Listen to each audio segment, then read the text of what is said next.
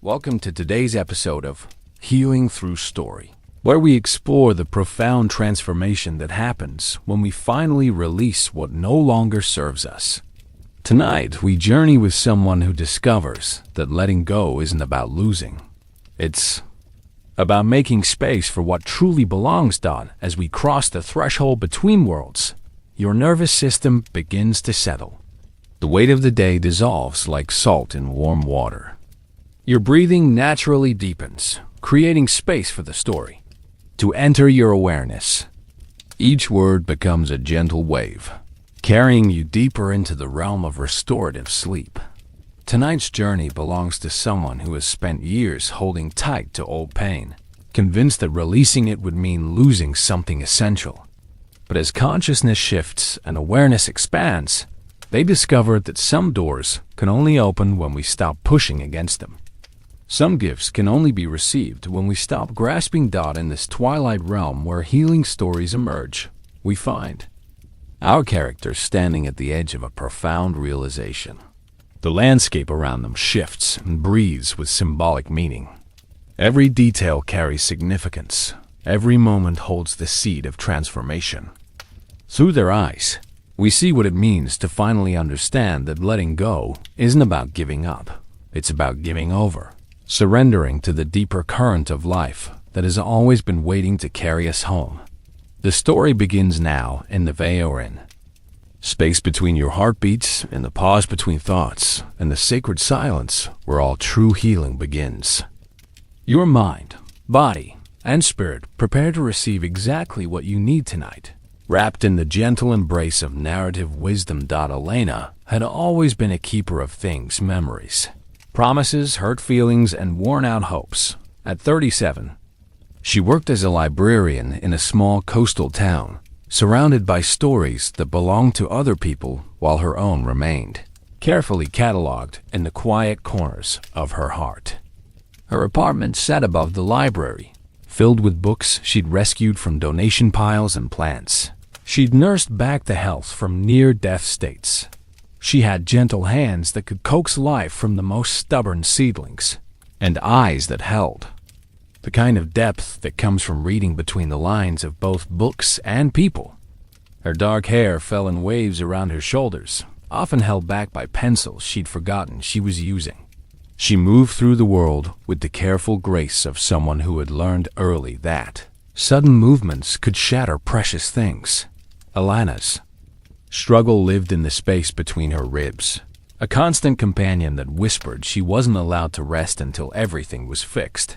Everyone was okay, and all the loose ends were tied into perfect bows.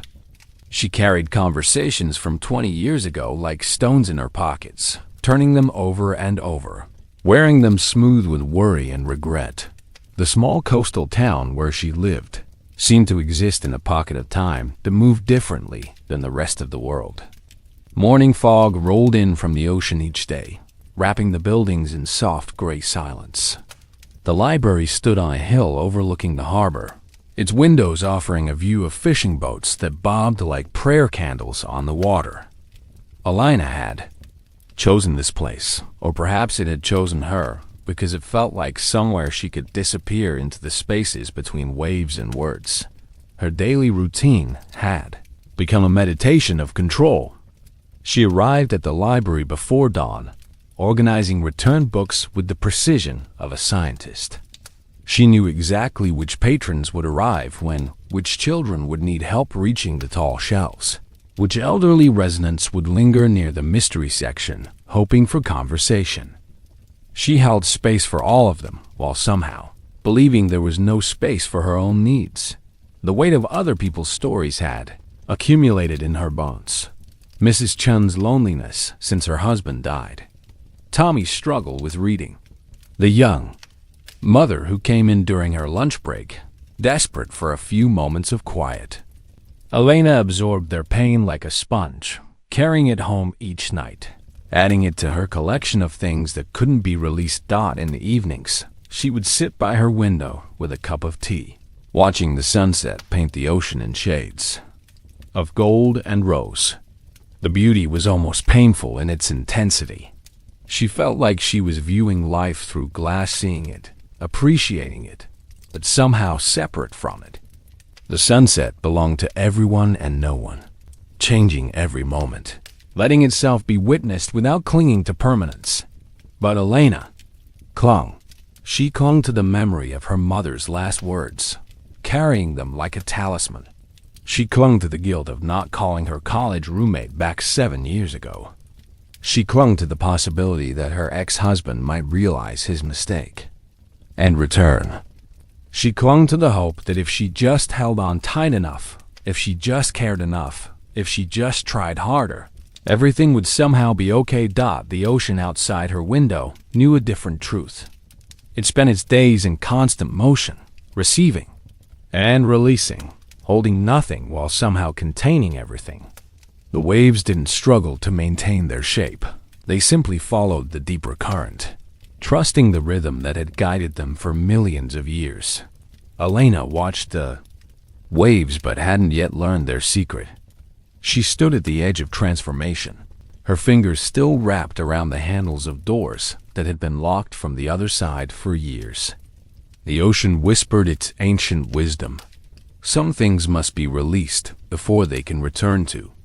U.S. transformed. The library where Elena worked existed in the kind of building that remembered stories. Built in 1892, it had weathered storms and celebrations, serving as a repository for the town's collective memory.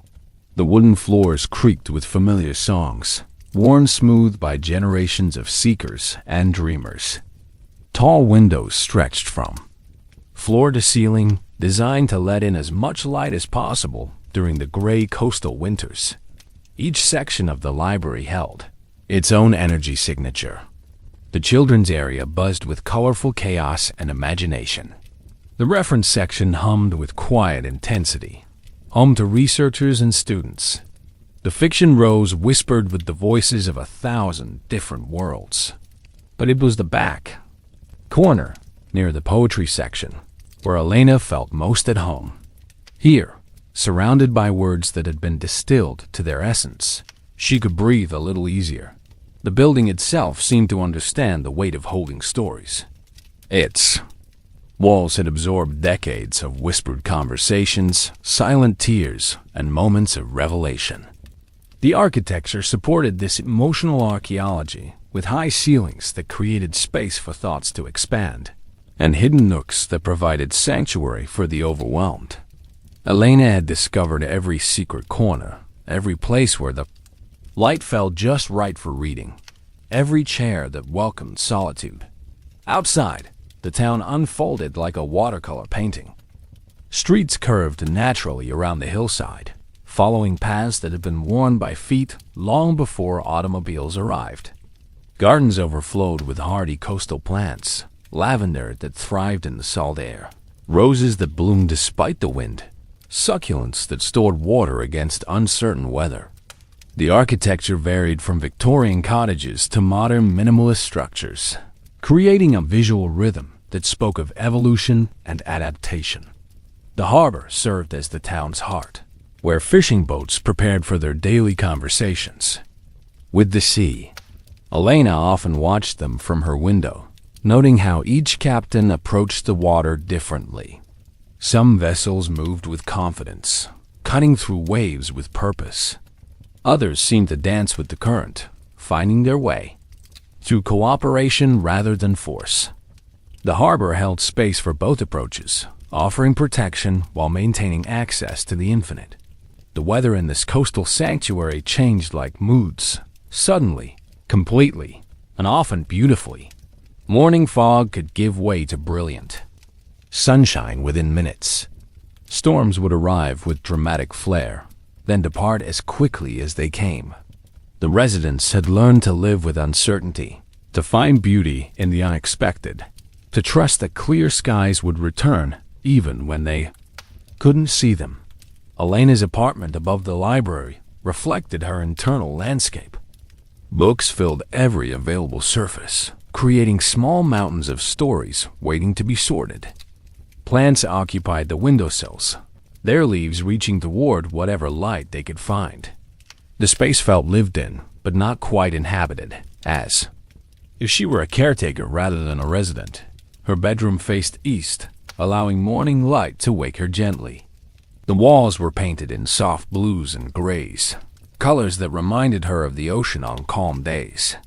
She'd hung curtains made from fabric that moved like water, creating patterns of light and shadow that shifted throughout the day. The bed was simple but comfortable, covered in quilts her grandmother had made, each one carrying the energy of hands that had known how to create beauty from scraps. The kitchen, though small, had been designed with care. Herbs grew in mason jars on the counter, their scents mingling with the ever-present smell of sea salt and old books. Elena had learned to cook simple, nourishing meals, finding meditation in the process of chopping vegetables and stirring soup. The kitchen window looked out over the town's community garden, where residents tended plots that reflected their personalities and dreams. This environment held Elena like a gentle embrace, supporting her sensitivity while challenging her to grow. Every element of her world carried symbolic weight: the books that taught her about other lives, the plants that showed her how to nurture growth, the ocean that demonstrated the power of letting go. The library provided structure and purpose, while the natural world offered lessons in flow and adaptation. The town itself existed in a state of dynamic balance, where permanence and change coexisted peacefully. Buildings might be repainted or renovated, but their essential character remained. People moved away and new ones arrived, but the community's spirit endured. The ocean constantly reshaped the shoreline while maintaining its essential nature. In this setting, Elena's struggle to let go took on deeper meaning. She lived surrounded by examples of healthy release leaves that fell in autumn to make room for new growth, tides that ebbed to create space for their return, stories that ended so new ones could begin. The environment was teaching her constantly, but she hadn't yet learned to listen with her heart instead of her mind. The symbolic landscape of Elena's world was preparing her for transformation. Every element contained both the question and the answer, the problem and the solution. The library held stories of countless characters who had faced similar struggles. The ocean demonstrated the peace that comes from following natural rhythms. And the town showed her that community could exist without clinging. Elena's days followed a rhythm, as predictable as the tides, each routine carefully constructed to maintain control over an unpredictable world. She woke before dawn, not from enthusiasm but from anxiety that had learned to disguise itself as conscientiousness. The first moments of consciousness brought a familiar inventory. What needed to be fixed today? Who might need her help? What problems were waiting to be solved? Her morning ritual began with checking her phone for messages she might have missed during the night. Each notification carried the potential for crisis, and Elena had trained herself to respond immediately to any sign of distress from others. She read every email twice, analyzing tone and subtext, searching for hidden meanings that might require her intervention. The weight of other people's needs settled on her shoulders before she'd even gotten out of bed. The walk to the library took her through the town's awakening streets. Elena noticed everything: the new crack in the sidewalk that might trip someone, the garden that looked like it needed watering, the stray cat that appeared thinner than last week. Her mind cataloged each observation as a potential responsibility, another item on an invisible list of things she should probably do something about. Opening the library required a complex sequence of actions that Elena had perfected over years of practice. She arrived early not just to prepare the space, but to create a buffer of control before the unpredictability of human interaction began. She arranged the chairs in precise formations, straightened books with military precision, and prepared for scenarios that might arise throughout the day. The catalog system became her meditation, a place where everything had its proper place, and nothing was left to chance. Elena knew the location of every book, the preferences of every regular patron, the exact timing of daily deliveries. She'd created a small universe where she could predict outcomes, where her efforts produced visible results, where nothing was left to the chaos of uncertainty. But chaos had a way of finding her. Anyway, Mrs. Patterson would arrive frustrated about her computer, needing Elena to guide her through the same process they'd practiced dozens of times. The teenagers would cluster around the graphic novel section, their energy both delightful and overwhelming. New residents would ask for recommendations, requiring Elena to quickly assess their personalities and match them with appropriate stories. Each interaction became an opportunity for Elena to absorb someone else's emotional state. She developed an unconscious talent for reading the subtle signals of distress, the micro-expressions that reveal loneliness, body language that spoke of overwhelm. Her response was always the same: immediate availability regardless of her own needs or energy levels. During lunch breaks, Elena rarely left the library. Instead, she'd eat at her desk while catching up on administrative tasks or researching answers to questions patrons had asked earlier. She justified this choice as efficiency, but the truth was simpler. The outside world felt too vast, too full of variables she couldn't control. The library provided boundaries that felt safe. Evenings brought a different kind of routine. Elena would lock up the library with the same precision she'd used to open it, double-checking security systems and ensuring everything was perfect for the next day. The walk home took her past the harbor, where she'd pause to watch the fishing boats returning from their day at sea. She envied their ability to venture into the unknown and return safely, but she couldn't imagine trusting so completely in forces beyond her control. Her apartment welcomed her with its familiar disorder. Books stacked everywhere, plants in various stages of health, letters she'd been meaning to answer for months. Elena would move through this space like a curator, straightening and organizing, but never quite finishing. There was always more to do, more to fix, more to worry about. The evening phone calls were perhaps the most telling part of her routine. Elena would check in with her sister, her elderly neighbor, her former colleague who'd moved away, but still needed emotional support. Each conversation followed a predictable pattern. Elena asking how they were, listening intently to their problems, offering solutions and reassurance. She rarely mentioned her own struggles, having learned that her role was to be the helper, not the one who needed help. Before sleep, Elena would review the day like a general analyzing a battle. What had she handled well? What problems had she missed? What might go wrong tomorrow? She'd make mental lists of things to remember, people to check on, potential crises to prevent. Her mind would circle through scenarios until exhaustion finally overcame anxiety. Even her dreams reflected this pattern of hypervigilance. She'd find herself in familiar settings: the library, her childhood home, places from her past, but always with the sense that something needed to be fixed or protected. She'd wake from these dreams feeling more tired than when she'd gone to sleep, as if she'd been working all night. The pattern was exhausting but felt necessary. Elena had convinced herself that her vigilance was what kept her small world stable, that her constant availability was what maintained her relationships, that her refusal to let go was what protected everyone she cared about.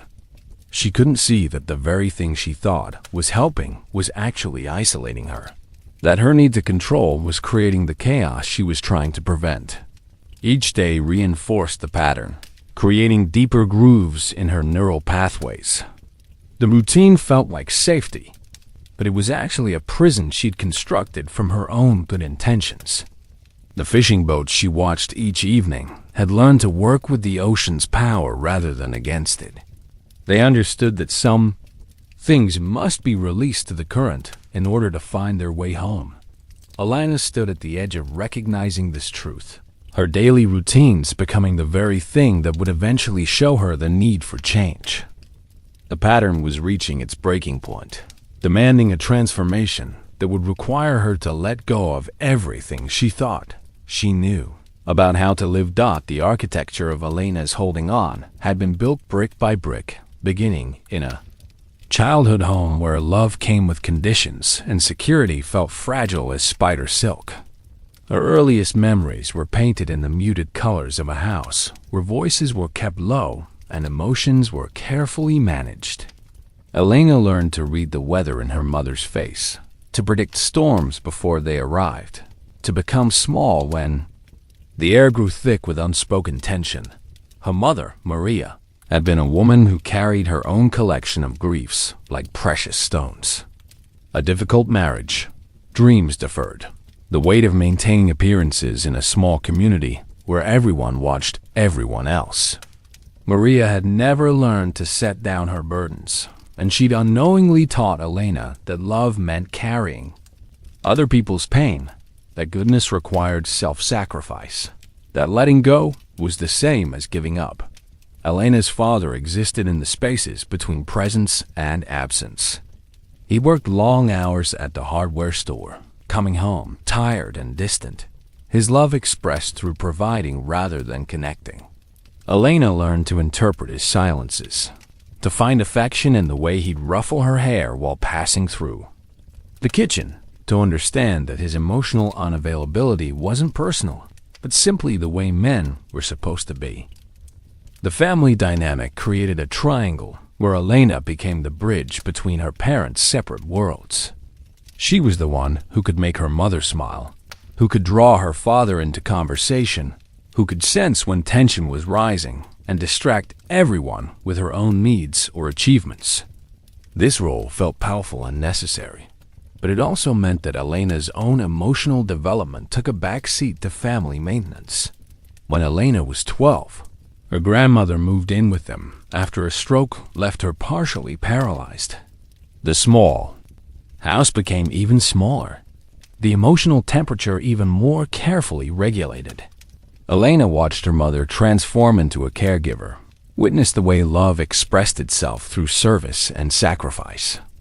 She learned that valuable people were the ones who made life easier for others, that worth was measured by usefulness, that rest was selfish when others needed care. Her grandmother, despite her physical limitations, became Elena's first model of how to hold space for others' stories. She would sit in her chair by the window, listening to Elena's day with complete attention, asking questions that showed she was really hearing. But even this gift came with a shadow lesson. The old woman never spoke of her own needs, never complained about her limitations, never asked for more than the basics of care. School became Elena's laboratory for perfecting the art of emotional management. She was the student who noticed when classmates were struggling, who offered to help with homework, who made sure no one sat alone at lunch. Teachers loved her reliability, her sensitivity, her ability to sense when the classroom dynamic needed adjustment. She learned that being needed felt like being loved, that solving problems was how to earn belonging. The pattern crystallized during her teenage years when her best friend, Sarah, began struggling with depression. Elena appointed herself as Sarah's lifeline, available at all hours, monitoring her mood, taking responsibility for her emotional stability. When Sarah attempted suicide during their senior year, Elena was the one who found her, called for help, and then spent months believing she should have seen it coming, should have done more, should have been better at keeping her friends safe. The incident with Sarah revealed the core belief that had been forming in Elena's psyche. She was responsible for other people's well-being, and any suffering that occurred in her orbit was evidence of her failure to care enough, try harder, or hold on tighter. This belief felt like truth because it had been reinforced by every adult in her life, every success she'd experienced, every moment when her hypervigilance had actually prevented a problem. College provided temporary escape from this pattern, but Elena found herself recreating familiar dynamics within months. She became the resident advisor who never took breaks, the study group member who did extra work to help struggling classmates, the friend who could be called at 3 a.m. for crisis support. The pattern felt like her identity, her purpose, her way of ensuring she would never be abandoned or rejected. The marriage to David had seemed like a healthy partnership initially, but Elena's need to manage his moods and anticipate his needs gradually transformed their relationship into another caretaking arrangement. She learned to read his stress levels, to adjust her own behavior to maintain his comfort, to interpret his withdrawal as something she needed to fix rather than something he needed to work through himself. When the marriage ended, Elena blamed herself for not trying harder, not being more flexible, not seeing the signs earlier. She carried the failure like a weight in her chest, adding it to her collection of evidence that letting go of expectations, of control, of the belief that she could love people into wholeness was the same as failing them. The move to the pedal to the tain, the pedal to the belief that to love people into wholeness was the same as failing them. The move to the coastal town had been an attempt to start over, but Elena brought her patterns with her like carefully packed luggage. The library position seemed perfect for someone who wanted to help others while maintaining safe boundaries. But Elena gradually transformed it into another opportunity to take care of everyone around her. Each job, each relationship, each living situation became another chance to practice the art of holding on. Elena couldn't see that the very thing she thought was love was actually fear, that the control she thought was helping was actually harming, that the patterns she'd learned as survival strategies were no longer serving her or anyone else. Little girl who had learned to read the weather in her mother's face had become a woman who spent her days forecasting everyone else's emotional storms. She developed incredible sensitivity and genuine compassion, but she'd also learned to fear the very thing that could set her free, the radical act of letting go. The pattern reached its breaking point on a Tuesday morning in early November, when the coastal fog hung thick as regret and the library felt smaller than ever. Elena arrived to find water stains on the ceiling, where the old roof had finally given up during the night's storm. Books were scattered across the floor in the poetry section, their pages damp with rain that had found its way through decades of small compromises in the building's structure dawned as she surveyed the damage. Elena felt something shift inside her chest, a recognition that this external flood was merely reflecting the internal overflow she'd been ignoring for years. The building had been showing signs of strain for months, but she'd focused on managing the symptoms rather than addressing the deeper structural issues. Now the evidence was undeniable. Some things couldn't be held together through willpower alone. Mrs. Patterson arrived early, immediately launching into a detailed account of her computer troubles from the previous evening. Elena found herself listening with the familiar mixture of attention and exhaustion, but something was different. Instead of immediately offering solutions, she noticed the way her shoulders tensed, the way her breathing became shallow, the way her mind began planning responses before Mrs. Patterson had finished speaking. For the first time, Elena became aware of the cost of her constant availability. She saw how her identity had become so entangled with being helpful that she'd forgotten how to simply be present without immediately trying to fix or manage. The recognition felt like looking at herself from outside her own experience. Seeing the patterns that had become so automatic, she'd stopped noticing them. The morning continued with its usual parade of needs and requests.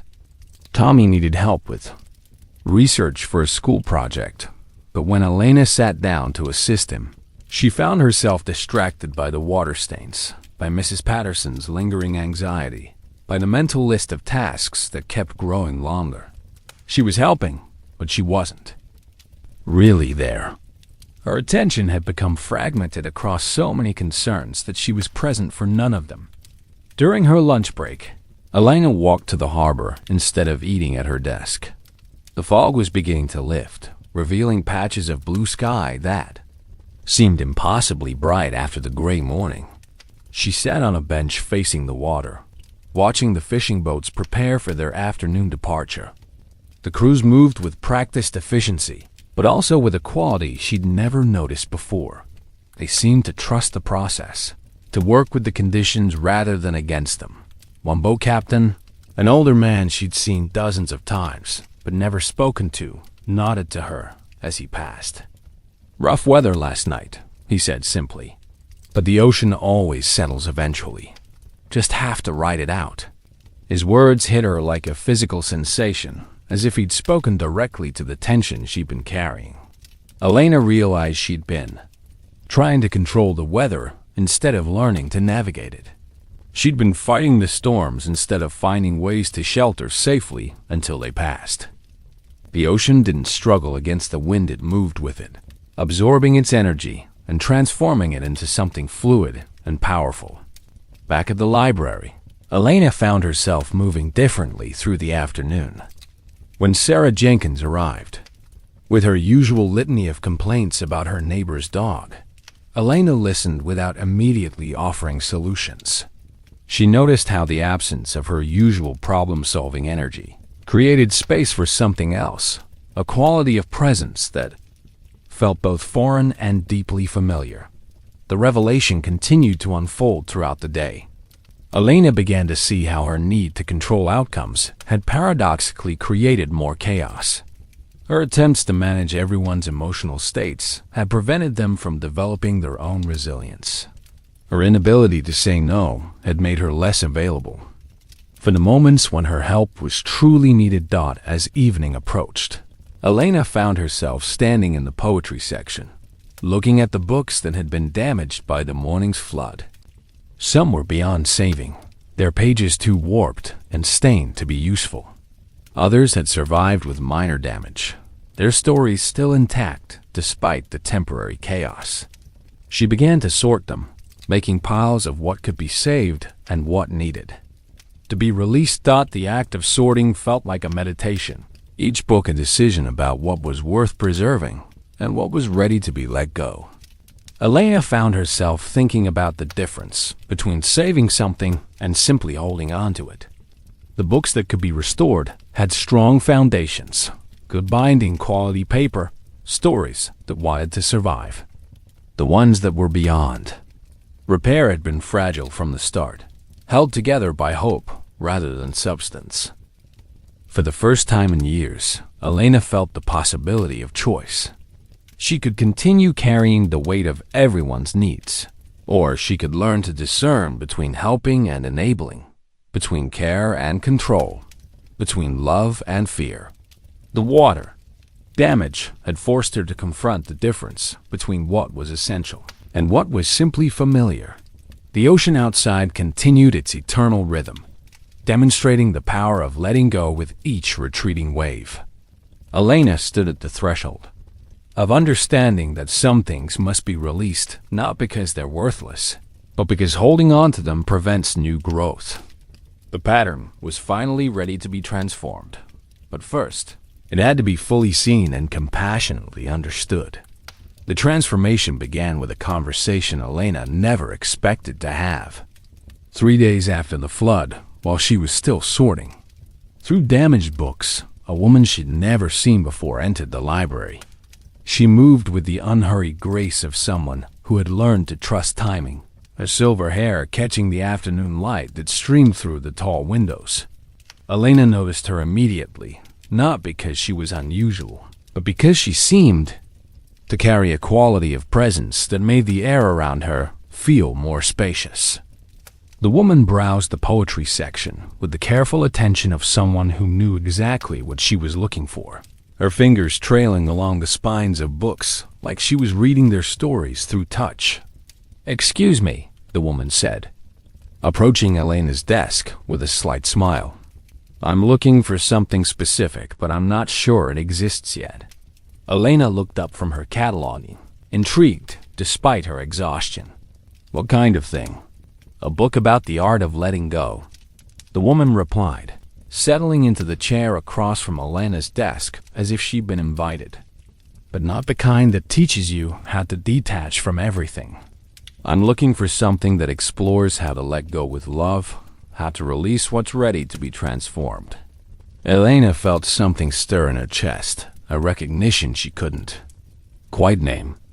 "I'm not sure we have exactly that," she said carefully, "but I might be able to suggest some alternatives." The woman smiled, and Elena noticed her eyes held the kind of depth that comes from having weathered many storms. "I'm Margaret," she said. "I just moved here from Portland. I'm a grief counselor, or I was until I retired. Now I'm trying to learn how to apply everything I taught others to my own life." There was something about Margaret's openness that created permission for Elena to be equally direct. "I'm Elena. I've been the librarian here for 8 years, and I think I might need that book too." Margaret's expression softened with understanding. "Ah," she said simply. "You're one of the holders." "The holders?" "People who've learned to carry everyone else's pain. It's a gift and a burden, isn't it?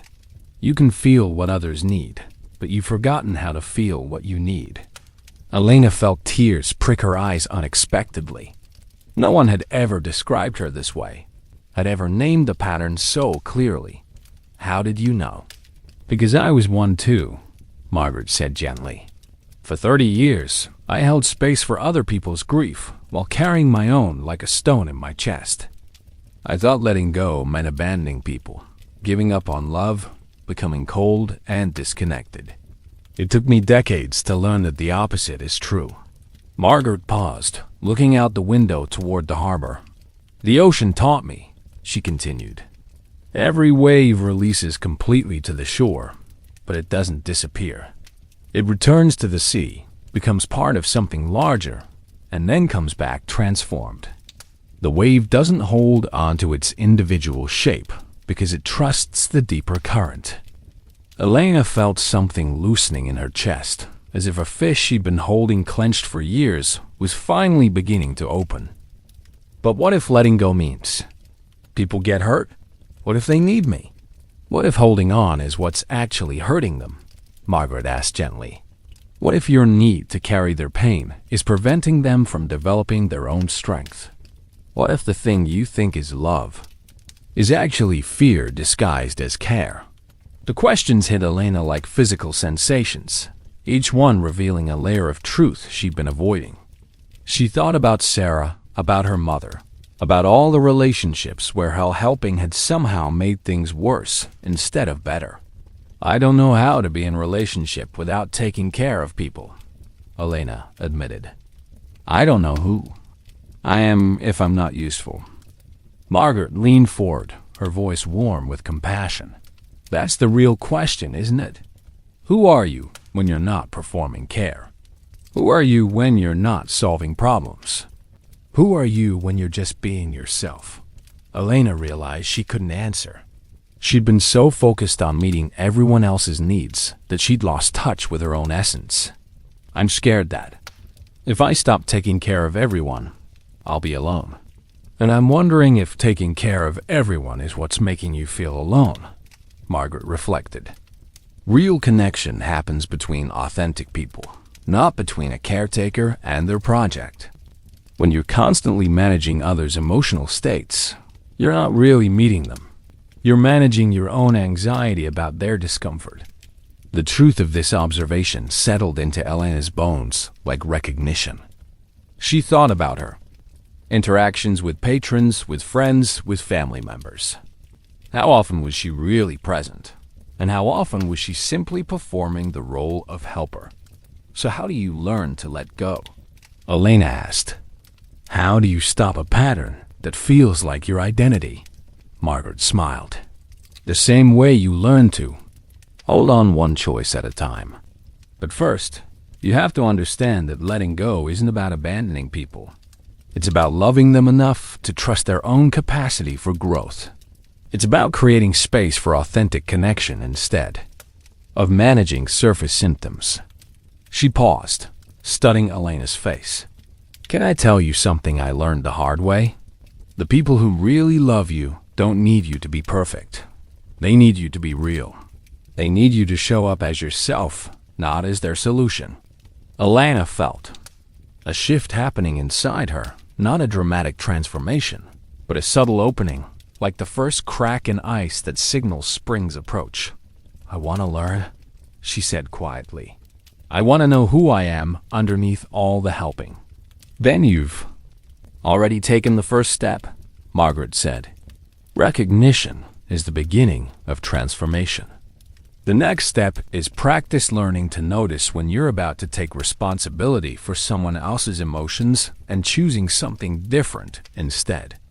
Margaret stood to leave, but then turned back. "There's something else," she said. "The same sensitivity that makes you a natural helper also makes you capable of profound wisdom. The question isn't whether to stop caring. It's how to care in a way that actually helps instead of enabling."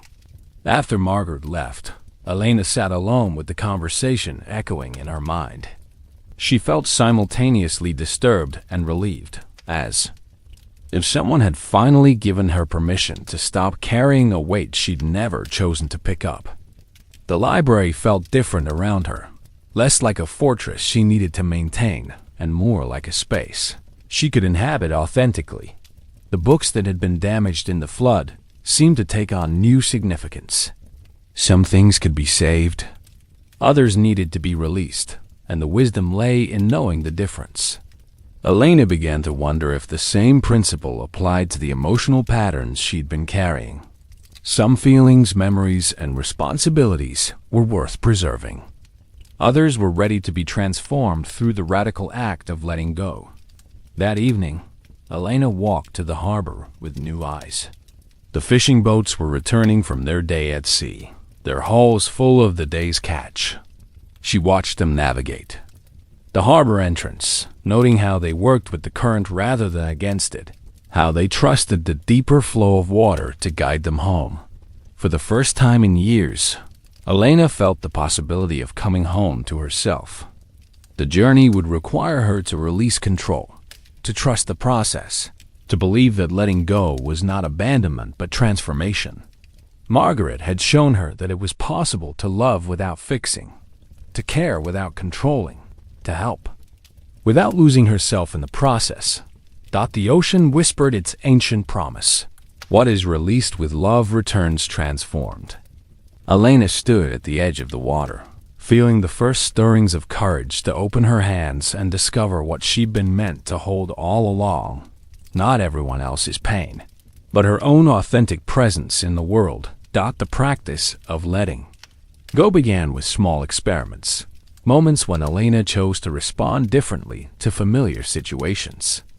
The first opportunity came the next morning when Mrs. Patterson arrived with her usual computer crisis. Instead of immediately jumping into problem-solving mode, Elena took a breath and asked, "What do you think might work?" Mrs. Patterson looked surprised, then thoughtful. "Well, I suppose I could try restarting it again." As she worked through the solution herself, Elena noticed something remarkable happening. The older woman's confidence grew with each successful step, and her satisfaction at solving the problem was far greater than it had ever been when Elena fixed things for her. This small shift felt revolutionary. Elena realized she'd been robbing people of their own sense of competency by rushing to provide solutions. The discomfort she felt watching Mrs. Patterson struggle was her own anxiety, not an emergency requiring immediate intervention. The pattern recognition spread throughout her day like ripples on water. When Tommy approached for help with his research, Elena resisted the urge to guide his every step. Instead, she showed him how to use the catalog system and encouraged him to explore. His natural curiosity emerged when it wasn't being managed, and he discovered connections she never would have suggested.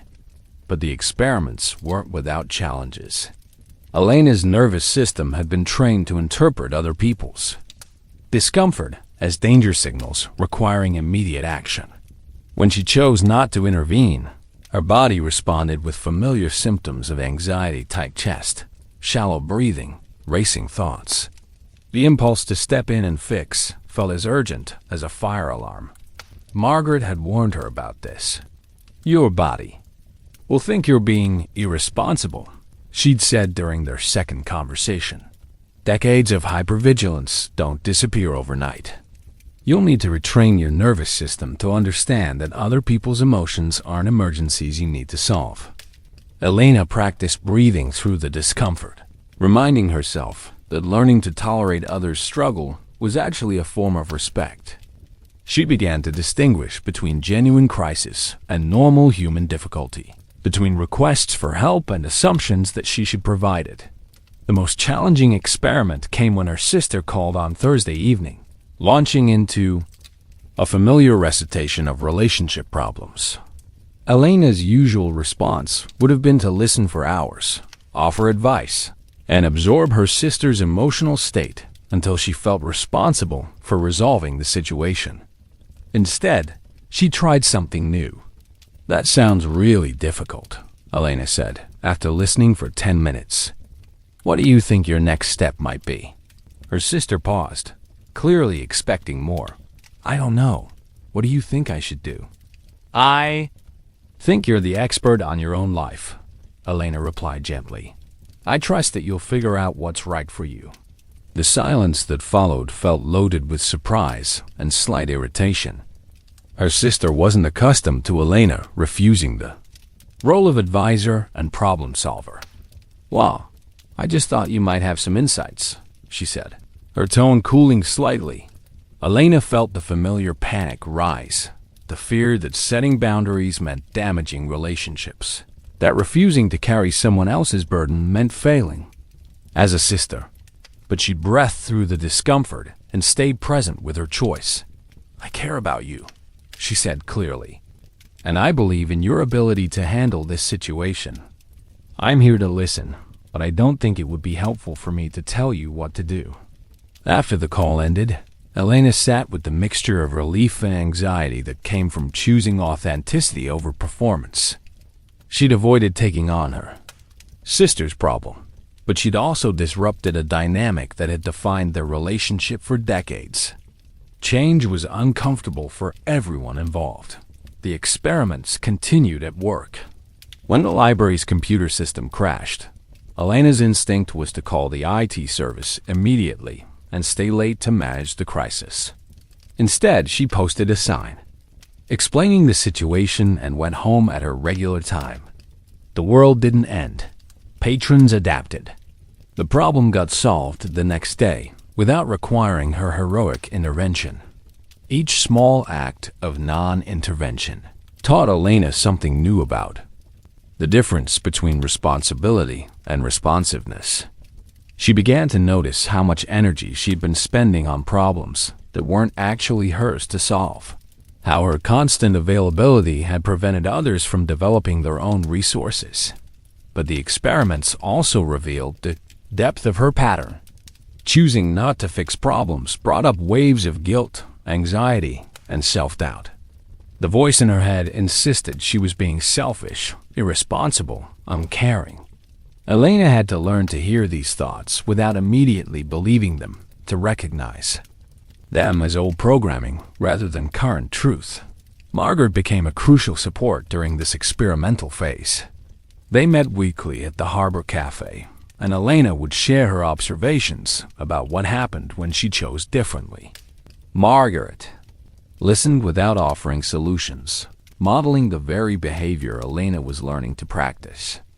"The discomfort you're feeling," Margaret explained during one of their conversations, "is your attachment to being needed. It's not actually about helping people. It's about maintaining your identity as the helper.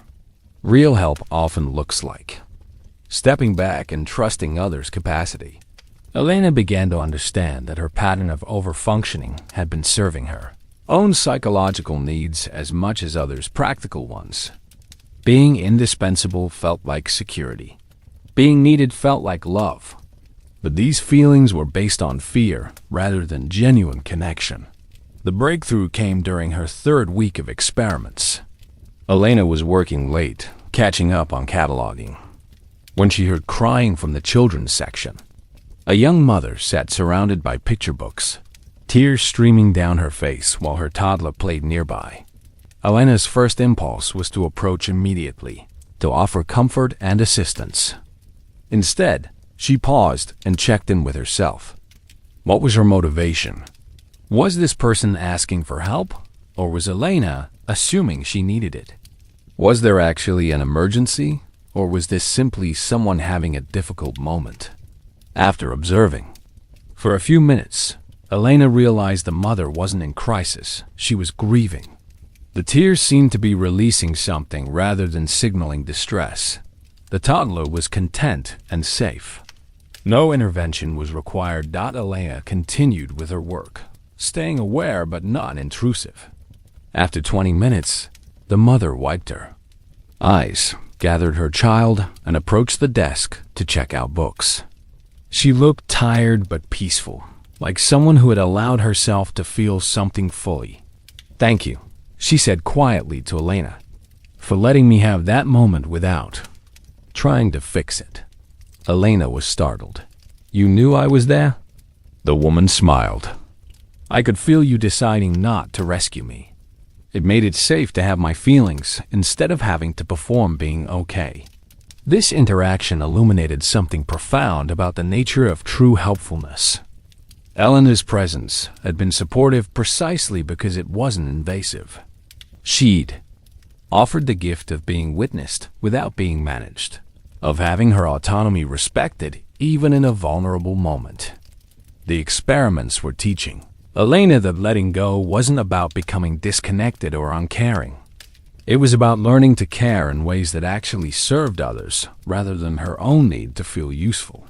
It was about offering presence instead of solutions, trust instead of control, space instead of intervention. As the weeks passed, Elena noticed changes in her relationships. Some people, like her sister, initially resisted the shift and tried to pull her back into old patterns. Others, like Mrs. Patterson and Tommy, began to flourish when given space to develop their own competence. A few relationships faded, naturally, when they'd been based primarily on Elena's role as helper rather than genuine connection.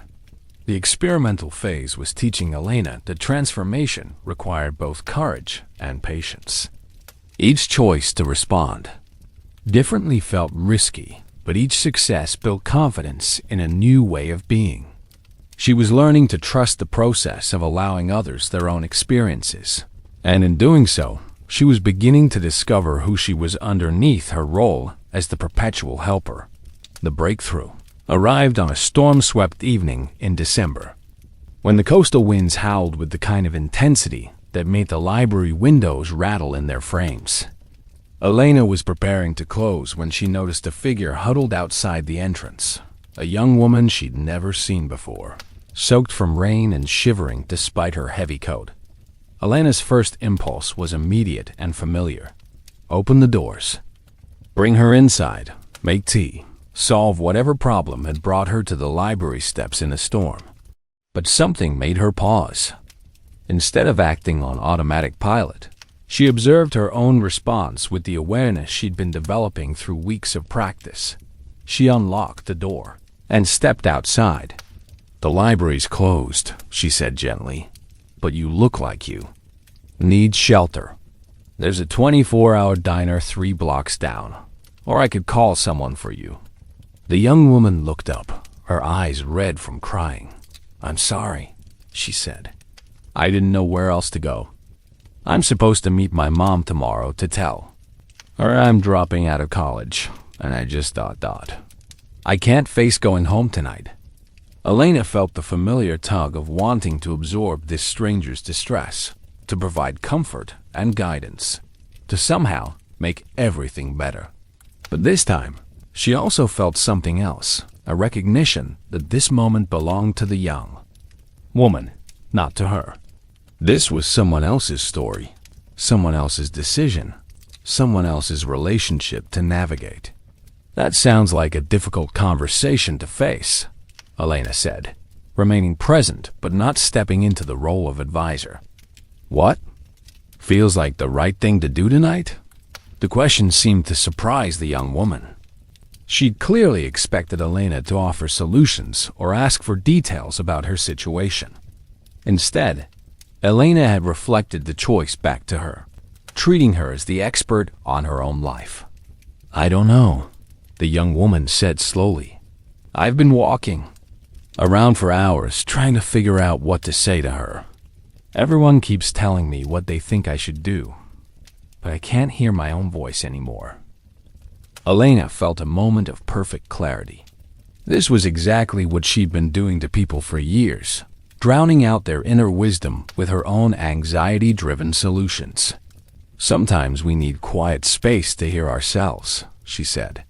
The diner I mentioned has a back booth that's usually empty in the evenings. Good place to sit with your thoughts. The young woman nodded, something shifting in her posture. Thank you, she said, for not trying to fix this for me. After she left, Elena stood in the library entrance, rain misting through the open door, feeling something fundamental change inside her chest. For the first time in her adult life, she'd encountered someone in distress and chosen to honor their autonomy instead of immediately trying to manage their experience. She'd offered practical help without emotional rescue, presence without intervention. The breakthrough wasn't dramatic or earth-shaking. It was quiet, like recognition settling into her bones. Elena realized that her deepest fear, that people would be hurt if she didn't take care of them, was actually backwards. People were hurt when she didn't trust their capacity to take care of themselves. This insight opened like a flower, revealing layers of understanding she'd never accessed before. Elena saw how her pattern of over-functioning had been a form of arrogance disguised as care. By constantly stepping in to solve problems, she'd been sending the message that others weren't capable of handling their own lives. Her help had often been disempowering rather than supportive, but the breakthrough went deeper than changing her behavior toward others. Elena began to understand that her compulsive helping had been a way of avoiding her own difficult emotions. Every time she focused on someone else's problems, she didn't have to face her own fear, loneliness, or uncertainty. Taking care of others had been her method of taking care of herself, but it had prevented her from developing genuine self-compassion. The realization was both liberating and terrifying. If she wasn't the helper, who was she? If she wasn't constantly needed, how would she know she mattered? If she wasn't solving problems, what was her purpose? These questions followed Elena home through the storm. Her apartment felt different, as she moved through it less like a staging area for managing others' needs, and more like a space that belonged to her. She made tea and sat by the window, watching the waves crash against the harbor seawall with unprecedented violence and beauty. The ocean was demonstrating something profound about the nature of letting go. Each wave released completely to defies winter. Sure, expending its energy without holding back, then returned to the sea transformed. The water didn't diminish by giving itself fully. It became part of a larger cycle, contributing to forces far greater than any individual wave. Elena began to understand that letting go wasn't about becoming smaller or caring less. It was about participating in a larger flow of energy that moved through her rather than getting stuck in her. When she tried to control outcomes, she interrupted this natural circulation. When she released control, she became a channel for something more powerful than her individual efforts. The insight extended to every area of her life. Elena saw how her marriage had suffered because she'd tried to manage David's emotions instead of allowing him to have his own experience. She recognized how her relationship with her sister had become stagnant because Elena's constant advice giving prevented authentic conversation. She understood how her role at the library had become more about her need to be needed than about serving the community's actual requirements. But perhaps most importantly, Elena recognized that her pattern of holding on had been motivated by love, misguided love, but love nonetheless. She genuinely wanted to help, to protect, to prevent suffering. The breakthrough wasn't about condemning her past choices, but about redirecting her, carrying energy in ways that actually served others. This shift in perspective changed everything. Instead of seeing letting go as abandonment, Elena began to experience it as the highest form of love, trusting others enough to let them have their own experience, caring enough to get out of their way, loving them enough to let them grow. The storm outside began to calm as Elena sat with these revelations. The wind that had seemed destructive now felt cleansing, clearing away old patterns to make space for new growth.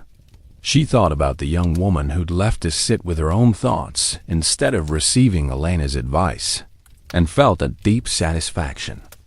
In having honored that person's journey, Elena understood now that transformation wasn't about forcing change, but about removing the obstacles to natural growth.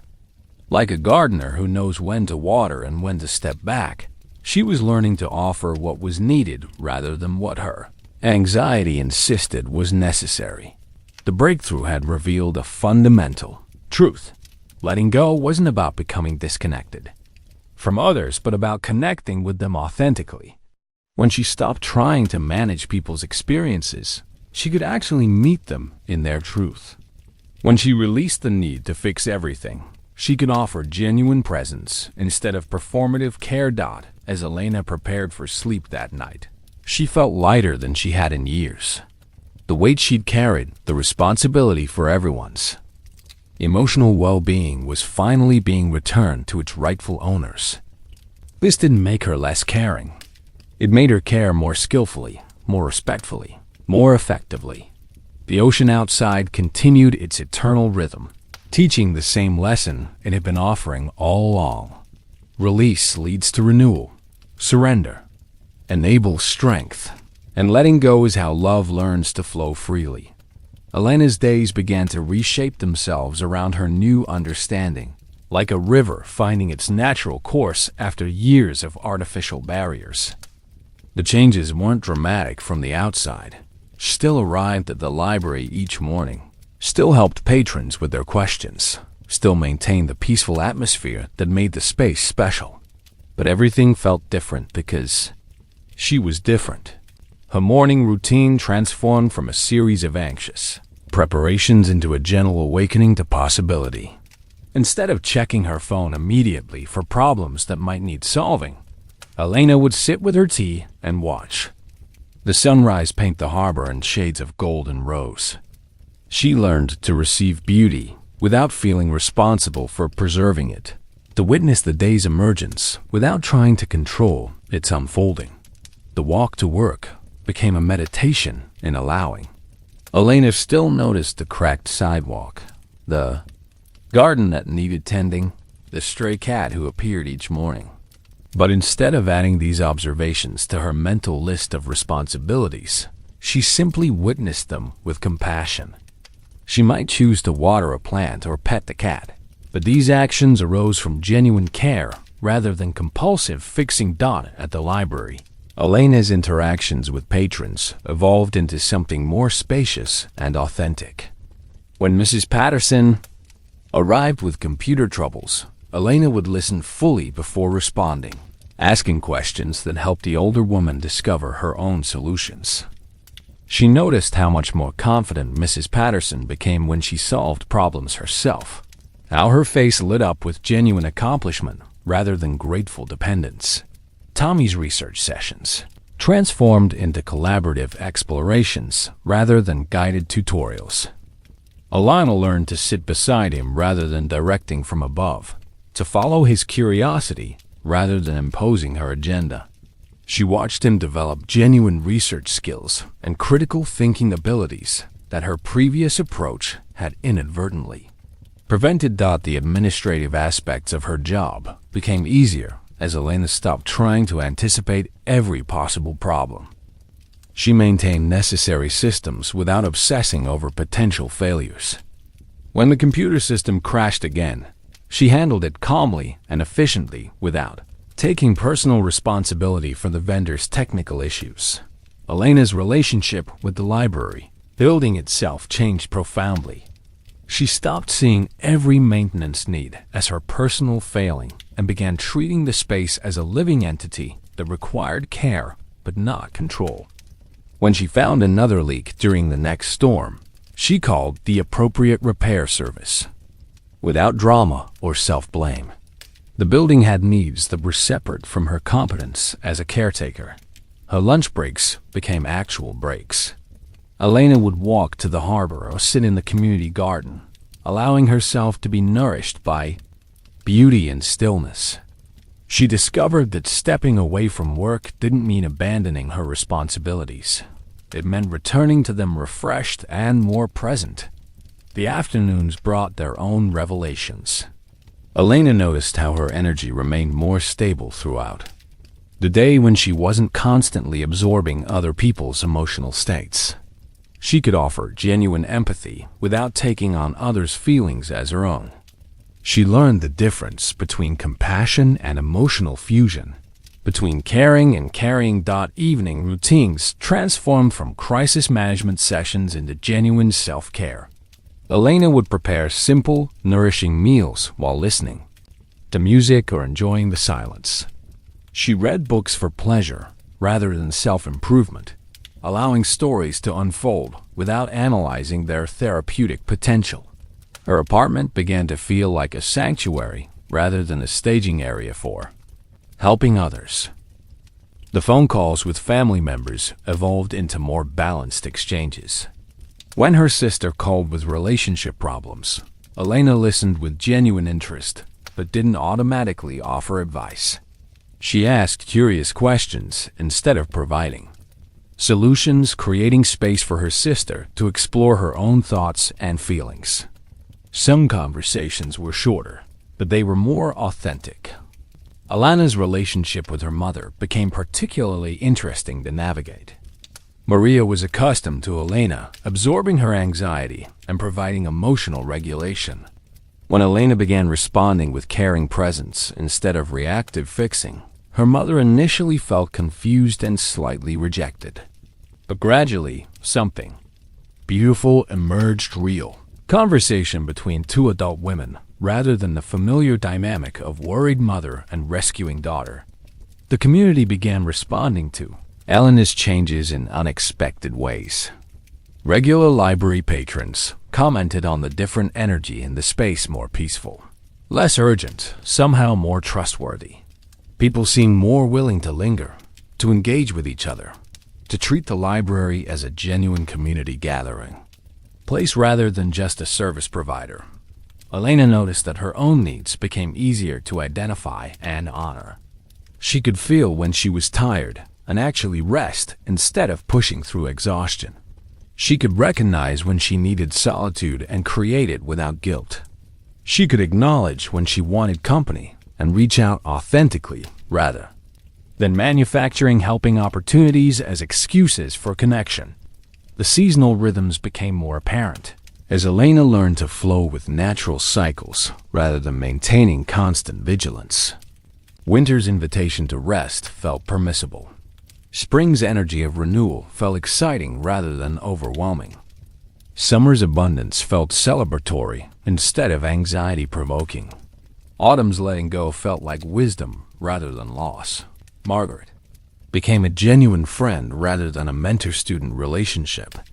Their weekly conversations evolved into mutual sharing, with Elena offering her own insights and support alongside receiving guidance. She discovered that her experiences of transformation were valuable to others navigating similar shifts, that her sensitivity could serve the community in ways she'd never imagined. Sleep became deeper and more restorative as Elena learned to release the day's experiences instead of carrying them into unconsciousness. Her dreams changed from anxiety-driven scenarios to creative explorations and peaceful processing. She woke feeling refreshed rather than already behind on an invisible schedule of caretaking duties. The most profound change was in Elena's relationship with uncertainty. Instead of trying to anticipate and prevent every possible problem, she began to trust her ability to respond appropriately to whatever arose. This shift from prevention to response allowed her to live more fully in the present moment rather than constantly projecting into imagined futures that needed managing. Elena discovered that letting go hadn't made her less effective, it had made her more skillful. By releasing the need to control outcomes, she could respond more creatively to actual situations. By trusting others' capacity, she could offer help that truly served rather than enabled. By honoring her own limits, she could give more sustainably. And authentically. The new reality wasn't perfect or problem-free. Elena still faced challenges, still felt tempted by old patterns, still occasionally slipped into over-functioning mode. But she now had the awareness to notice these moments and the tools to choose differently. The transformation was ongoing. Rather than complete, a living practice rather than a finished achievement. As winter deepened into the new year, Elena found herself moving through the world with a quality of presence she'd never experienced before. The wisdom she'd gained through letting go wasn't just intellectual understanding. It had become cellular knowledge, integrated into her way of being in ways that felt natural and sustainable. Her internal dialogue underwent the most remarkable transformation. The critical voice that had once cataloged everyone's needs and her own failures began to soften into something more compassionate and realistic. Instead of "Mrs. Patterson needs help, and I should have anticipated that," Elena's mind would offer, "Mrs. Patterson is learning to problem solve, and I can support that process." The shift from anxious responsibility to curious support changed everything. Elena learned to recognize the physical sensations that preceded her old patterns. When her chest tightened and her breathing became shallow, she understood these signals as invitations to pause rather than immediate calls to action. She would take 3 conscious breaths, check in with her actual versus imagined responsibilities, and choose her response from awareness rather than automaticity. The art of emotional regulation became less about controlling feelings and more about allowing them to flow through her system naturally. When sadness arose, Elena could feel it fully without immediately trying to fix whatever might be causing it. When anxiety appeared, she could acknowledge it as information rather than emergency. When joy bubbled up, she could receive it without analyzing whether she deserved it. Her relationship with boundaries transformed from something she had to enforce to something she could maintain with grace. Elena discovered that healthy limits weren't walls that kept people away. They were shorelines that defined where she ended and others began. This clarity allowed for deeper intimacy because people could trust that when she said yes, she meant it, and when she said no, she meant that too. The practice of saying no became an art form. Elena learned to decline requests with kindness, but without extensive justification. "I'm not available for that" became a complete sentence. "That doesn't work for me" required no explanation. "I need to check with myself first" bought time for conscious choice-making rather than reactive agreement.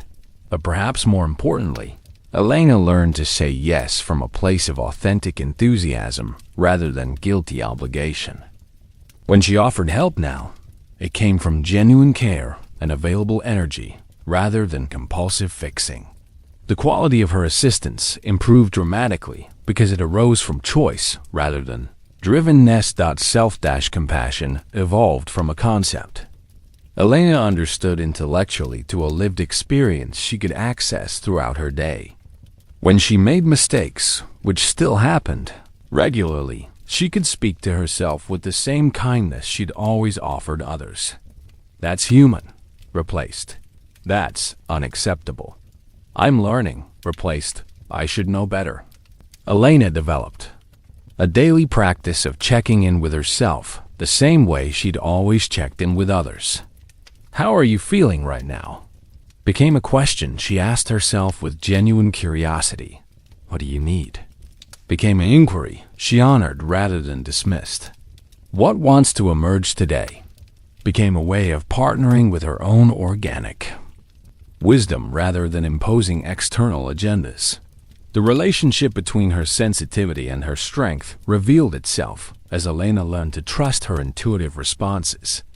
Her ability to sense what others needed became more accurate when she stopped trying to meet those needs immediately.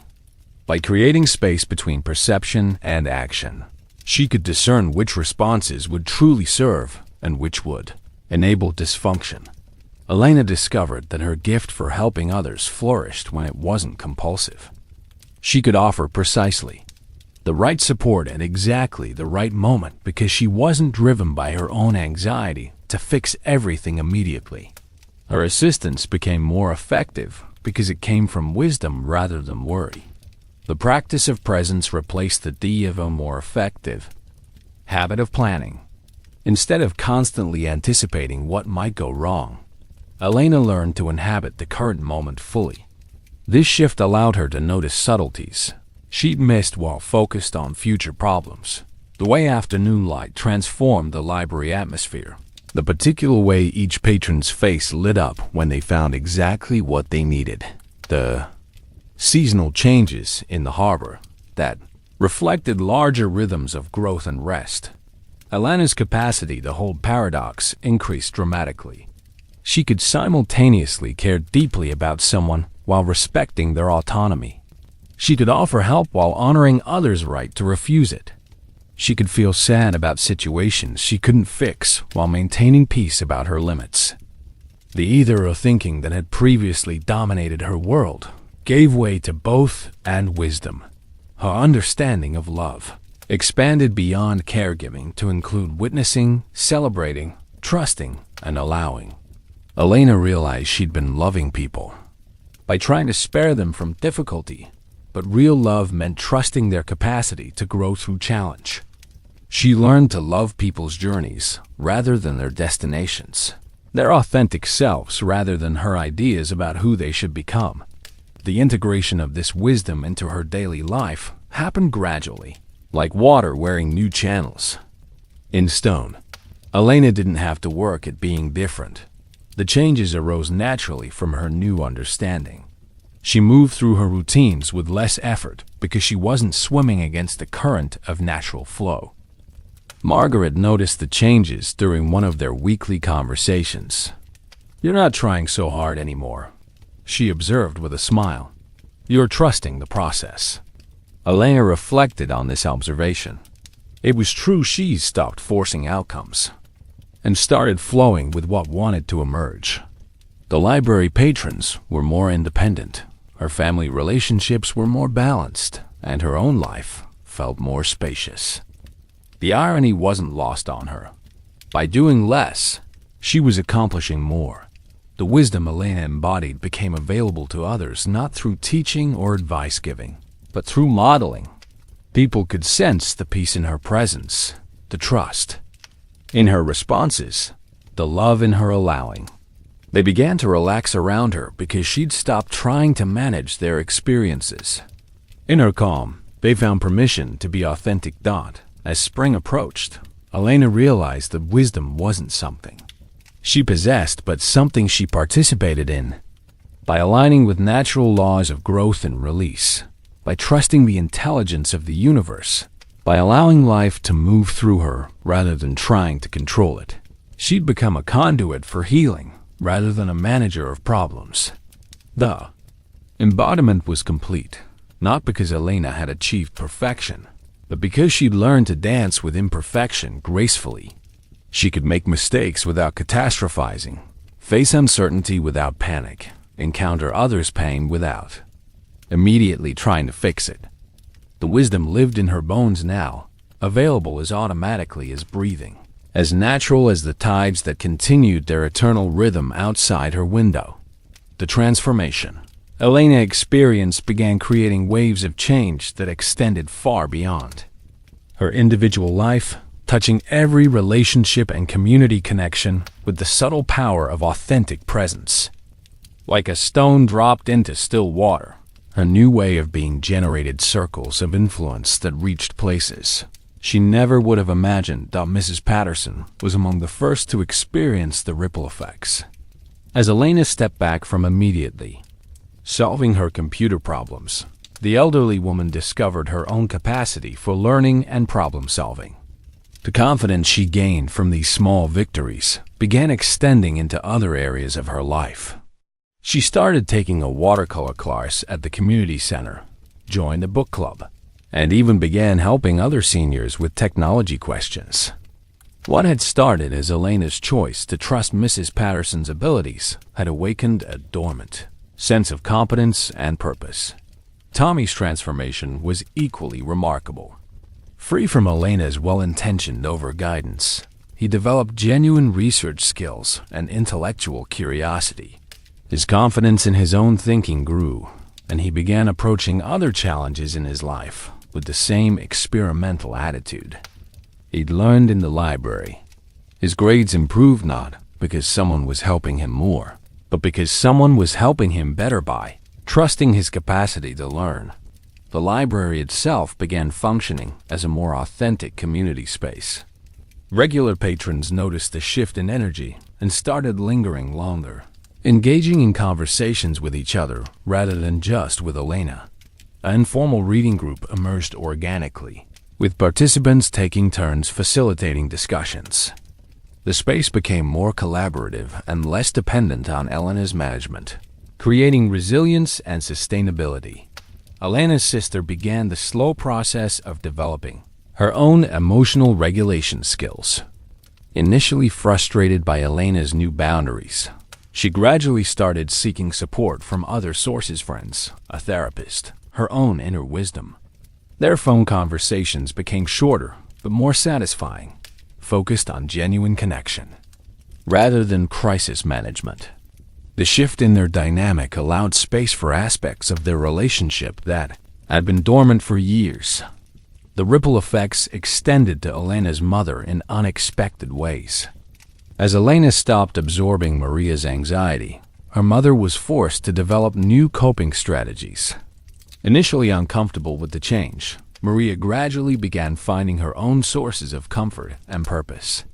She started volunteering at a local food bank, reconnected with old friends, and began expressing her creativity through quilting. The energy she'd been directing toward worry found more constructive outlets. Margaret watched Elena's transformation with the satisfaction of a teacher, witnessing a student surpass their instruction. But more than that, Elena's journey renewed Margaret's own commitment to living the principles she taught others. Their friendship had become mutually nourishing, with Elena's fresh insights reminding Margaret of truths she'd sometimes forgotten in her own life. The young woman who had sat outside the library during the storm returned months later with a thank you note. She'd made peace with her decision to change her academic path, had difficult but honest conversations with her family, and was pursuing studies that aligned with her authentic interests. She thanked Elena not for advice she'd received, but for the space she'd been given to find her own answers. The note reminded Elena that sometimes the most powerful help was the refusal to help in conventional ways. Other library patrons began approaching challenges differently after witnessing Elena's modeling of trust and patience. Parents started allowing their children to struggle with homework problems before jumping in with solutions. Students began exploring topics that genuinely interested them, rather than just seeking quick answers for assignments. The entire community seemed to be learning that growth happened in the space between asking questions and receiving immediate answers. Elena's approach to community involvement evolved as well.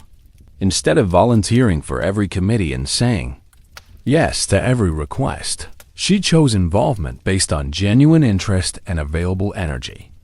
When she did participate, her contributions were more thoughtful and sustainable. She could offer ideas without needing to control their implementation, collaborate without micromanaging, support initiatives without taking them over. The local book club invited Elena to facilitate discussions about personal growth literature. Her approach was radically different from traditional group leadership. She asked questions rather than providing interpretations, created space for multiple perspectives rather than pushing toward consensus, trusted the group's collective wisdom, rather than positioning herself as the expert. The discussions became deeper and more transformative as participants felt safe to explore their own insights. Elena's dating life, dormant since her divorce, began stirring with new possibility. She found herself attracted to people for who they were, rather than for their potential or their problems. Without the compulsion to fix or improve her partners, she could experience genuine romantic connection based on mutual appreciation rather than codependent dynamics.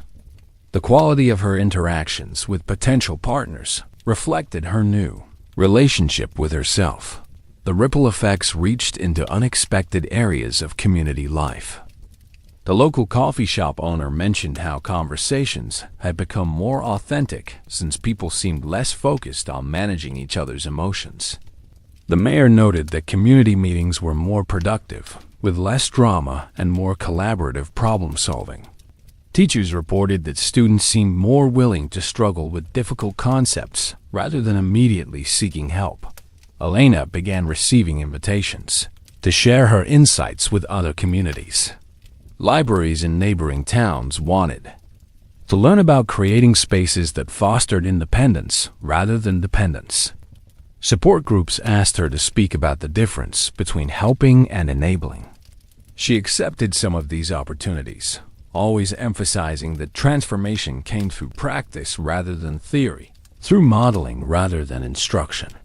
The most profound ripple effect was the emerging culture of trust that began characterizing Elena's community. People started believing in each other's capacity to handle challenges, to learn from mistakes, to grow through difficulty. This trust created space for authentic relationships, innovative solutions, and collective resilience that hadn't existed. When everyone was focused on preventing problems rather than supporting growth, as Elena observed these expanding circles of influence, she understood that letting go had never been about disconnection. It had been about participating in the theos, larger web of community healing. By releasing her individual need to fix and control, she'd made space for the collective wisdom that was always present, but often overshadowed by individual anxiety and over-functioning.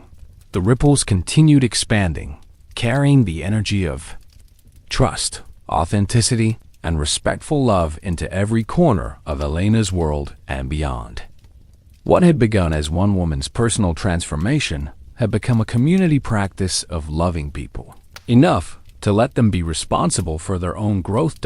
As Elena's transformation deepened, she encountered aspects of herself that had been hidden beneath layers of compulsive helping and people-pleasing.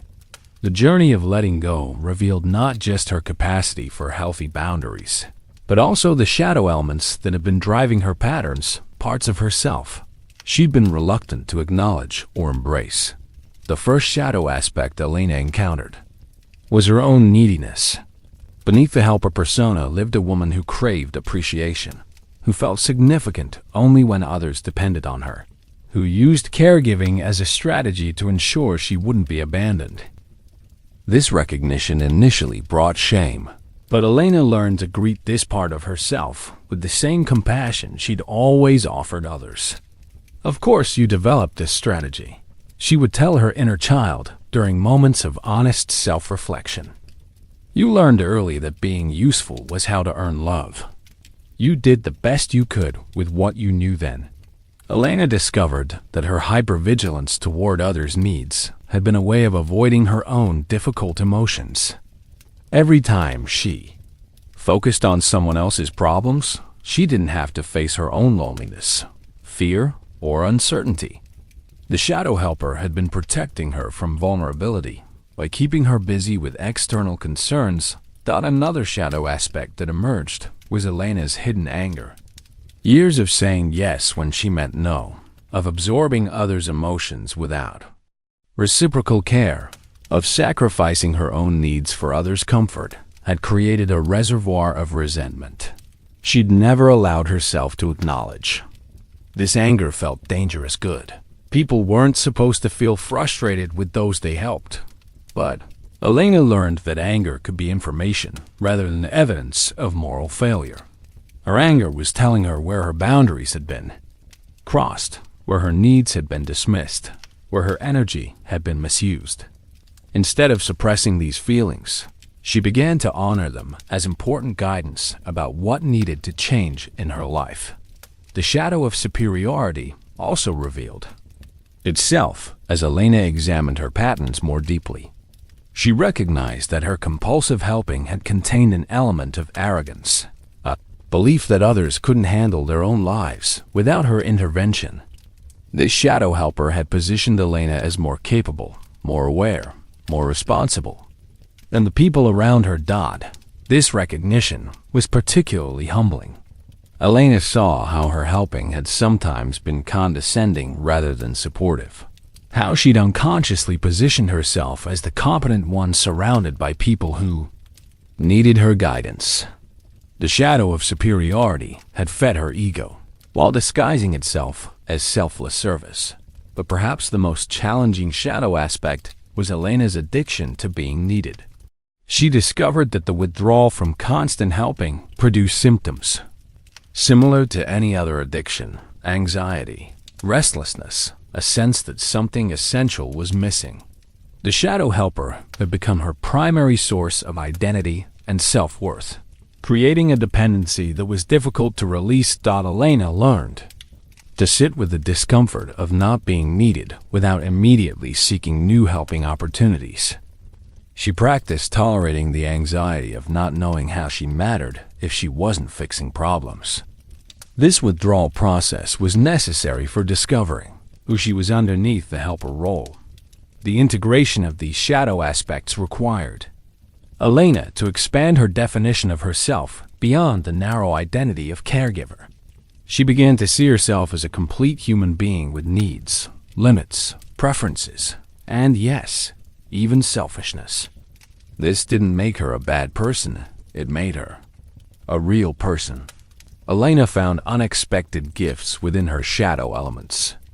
Her neediness, when acknowledged and cared for appropriately, became her capacity for genuine vulnerability and connection. Her anger, when honored as information, became her ability to establish healthy boundaries. Her superiority, when humbled by reality, became her appreciation for others' unique wisdom and capabilities. The practice of shadow integration became a daily meditation for Elena. When she noticed judgment arising towards someone who seemed needy or helpless, she would pause and ask, "Where does this part live in me?" When she felt irritated by others' apparent incompetence, she would explore her own areas of struggle and limitation. This integration work transformed Elena's relationships from the inside out. She could meet others' neediness with compassion because she'd made peace with her own. She could witness others' anger without taking it personally because she'd learned to honor her own frustration. She could appreciate others' strengths without feeling diminished because she'd stopped needing to be the most capable person in every situation. Elena discovered that wholeness wasn't about becoming perfect. It was about becoming authentic. The shadow aspects that had driven her compulsive patterns contained the same energy that could fuel healthy relationships and genuine service. The key was conscious integration rather than unconscious acting out. As she learned to embrace all parts of herself, Elena found that her capacity to hold space for others' completeness expanded dramatically. She could witness their struggles without needing to fix them, their mistakes without needing to correct them, their journeys without needing to direct them. Her acceptance of her own shadow had created space for others to be equally human. The deepest transformation occurred as Elena aligned with something larger than her. Personal patterns and preferences, a sense of purpose that emerged not from ego or obligation, but from the authentic expression of her soul's unique contribution to the world. This alignment didn't happen through dramatic revelation, but through gradual recognition of what brought her genuine joy and sustainable energy. Elena began noticing which activities left her feeling nourished rather than depleted. Reading poetry in the library's quiet corners filled her with a particular kind of peace. Helping patrons discover books that perfectly matched their needs felt like participating in small miracles. Creating beautiful displays that invited exploration rather than directing Behavior brought out her artistic sensibilities. The alignment process required Elena to distinguish between what she thought she should want and what she actually wanted. Years of focusing on others' needs had obscured her own desires until she'd almost forgotten they existed. She began asking herself questions she'd never considered. What makes me curious? What brings me alive? What would I do if I knew I couldn't fail and didn't need to help anyone else? Elena discovered that her true passion lay in creating spaces where people could discover their own wisdom. The library became her canvas for this work, not through managing patron experiences, but through crafting an environment that naturally invited exploration, reflection, and discovery. She began organizing book displays around themes of personal growth, creating reading nooks that encouraged quiet contemplation, developing programs that facilitated community connection without requiring her constant facilitation. Her gift for sensing what others needed transformed from compulsive intervention into intuitive service. Elena could feel when someone needed solitude and would subtly ensure they found quiet space. She could sense when someone was ready for a particular book and would make sure it was prominently displayed. She could perceive when the community needed gathering and would create opportunities for organic connection. This intuitive service felt completely different from her previous helping patterns. It arose from alignment rather than anxiety, from love rather than fear, from abundance rather than scarcity. Elena wasn't driven to help by her own neediness, but drawn to serve by recognition of how her unique gifts could contribute to the larger tapestry of community well-being. Elena's relationship with her work transformed from obligation to offering. She wasn't just doing a job, she was expressing her soul's purpose through creating conditions where others could access their own inner resources. The library became a temple of self-discovery, where Elena served as a priestess of possibility. Rather than a manager of problems, her understanding of service expanded beyond individual helping to include systemic contribution. Elena began advocating for library policies that trusted patrons' capacity for self-direction. She worked with city planners to design spaces that fostered independence rather than dependence. She collaborated with other community leaders to create networks of support that distributed care rather than centralizing it in individual helpers. The alignment with soul purpose brought Elena into contact with others who shared similar values and vision. She found herself naturally connecting with people who understood the difference between enabling and empowering, who valued authenticity over performance, who believed in humanity's inherent wisdom and resilience. These relationships nourished her in ways that felt completely different from the draining dynamics of her previous helper-dependent connections. Elena's creativity flourished as she aligned with her authentic purpose. She began writing poetry inspired by her observations of human growth and transformation. She developed workshop formats that helped others discover their own wisdom rather than receiving her advice. She created art installations for the library that reflected the beauty of the human journey through difficulty toward wholeness. The alignment process revealed Elena's calling to be a facilitator of human potential rather than a manager of human problems.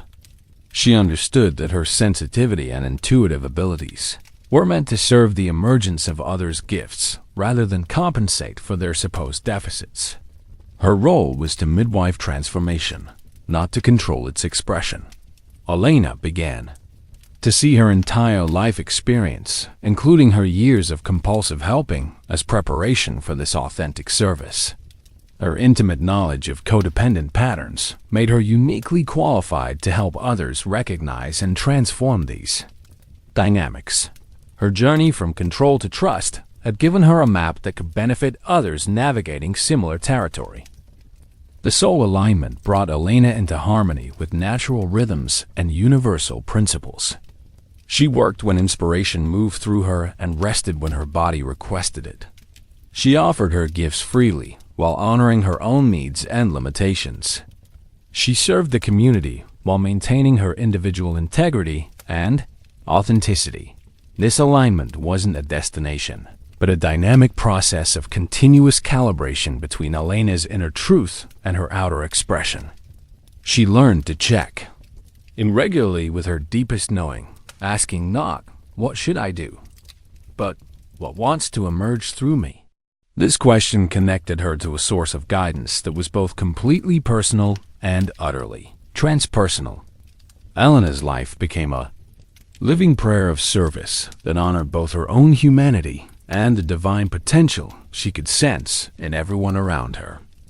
The alignment was complete, not because she'd achieved perfection, but because she'd learned to trust the intelligence that moved through her when she got her own agenda out of the way. In the deepest phases of her transformation, Elena began experiencing moments of connection that transcended her individual story and linked her to something vast and eternal. These experiences didn't arrive through spiritual seeking or meditation practice, but through the natural outcome of releasing personal control and aligning with larger forces of love and wisdom. The first such experience occurred during a quiet evening at the library. Elena was alone, organizing returned books, when suddenly the familiar space seemed to shimmer with presence. She could feel the stories contained in every volume, not just the words on pages, but the essence of every human experience that had ever sought expression through narrative. She sensed the connection between all seekers, all storytellers, all souls who had ever reached for understanding through the written word. In that moment, Elena understood viscerally that her own journey from control to surrender was not a personal achievement, but participation in a universal process of awakening. Every person who had ever learned to let go, every soul who had discovered the difference between love and attachment, every heart that had opened beyond the boundaries of individual concern was part of a larger movement toward collective healing. These transcendent moments began occurring more frequently as Elena learned to recognize and nurture the conditions that allowed them. Watching sunrise paint the harbor in gold, she would sometimes slip into awareness of her connection to every being who had ever witnessed dawn and felt hope renewed. Walking through the community garden, she would sense her participation in the endless cycle of growth, decay, and regeneration that connected her to all life. Elena discovered that transcendent connection wasn't separate from ordinary human experience, but was available within every moment of authentic presence. When she truly listened to a patron sharing their struggles, she could sometimes feel the universal human experience of suffering and resilience that connected this individual to everyone who had ever faced similar challenges. When she witnessed children discovering the joy of reading, she participated in the eternal wonder of consciousness, recognizing itself through symbol and story. The boundary between Elena's individual awareness and universal consciousness became increasingly permeable. She maintained her personal identity and practical responsibilities, while simultaneously experiencing herself as part of a larger intelligence that moved through all beings. This wasn't loss of self, but expansion of self beyond the limited confines of ego-based identity. Elena began to understand that her sensitivity, the very trait that had led to compulsive helping, was actually a gift for perceiving the interconnected nature of existence. Her ability to sense others' emotions wasn't meant to burden her with responsibility for fixing them, but to help her recognize the shared humanity that connected all hearts in their joys and struggles.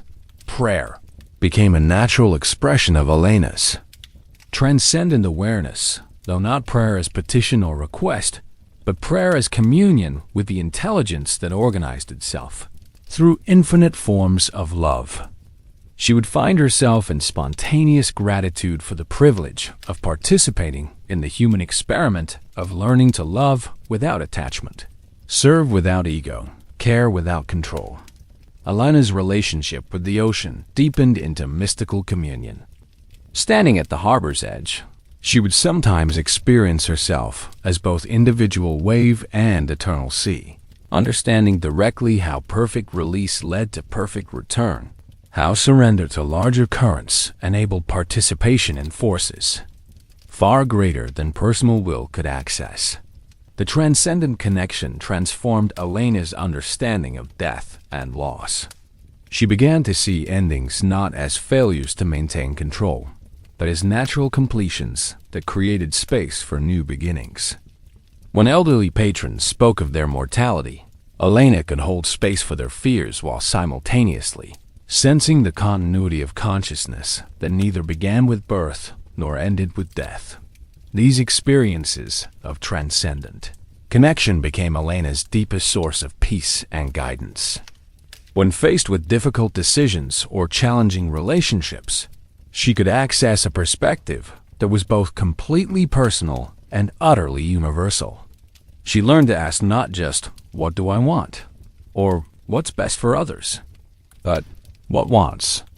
To emerge through this situation for the highest good of all, Elena understood that transcendent connection wasn't an escape from human responsibility, but the foundation for authentic service. By aligning with universal love and wisdom, she could offer her unique gifts without the distortion of personal agenda or the burden of inappropriate responsibility. She became a clear channel through which healing energy could flow to wherever it was needed most. The transcendent awareness brought Elena full circle to a profound appreciation for the ordinary miracle of being human. She could simultaneously experience herself as an eternal soul participating in cosmic evolution, and as Elena the librarian helping Mrs. Patterson with her computer.